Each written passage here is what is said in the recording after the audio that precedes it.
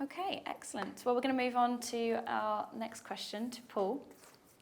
Not such a long one this time for you, Paul, but equally confusing for some people. I need to remortgage my current main house. I do own 2 more houses, which are mortgage-free and are rented out privately.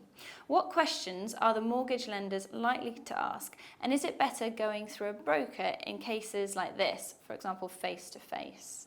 Okay, very broad question. Yeah. Remortgaging their home, they've got 2 buy-to-lets.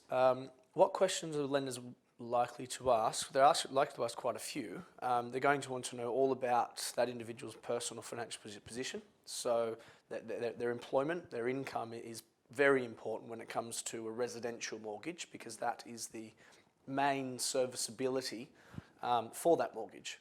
Some lenders will consider the rent from the buy-to-lets, others won't.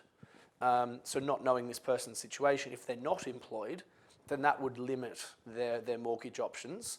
But it wouldn't necessarily rule them out, given they're getting rent from the buy-to-lets. Okay. They would also want to know things like, have they ever had any credit issues in the past?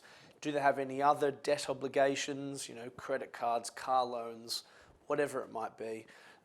Their overall financial strength, really, both from an asset and a sort of serviceability or liquidity perspective. How are they going to service this mortgage?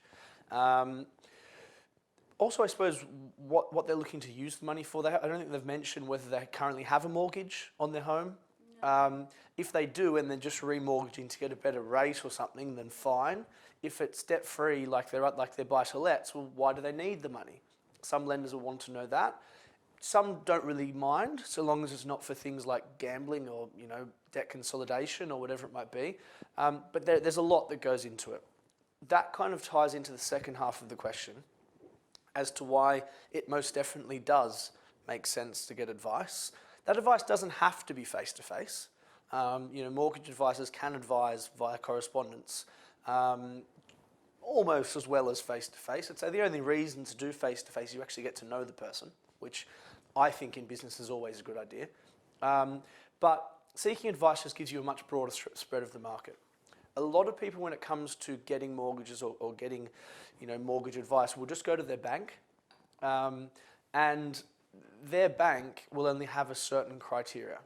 Now, often that bank might say, well, no, you don't fit our criteria, and then they'll make the determination, well, oh, I can't get a mortgage, which isn't really the case.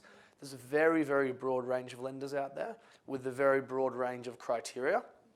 And understanding that as an individual is very, very difficult.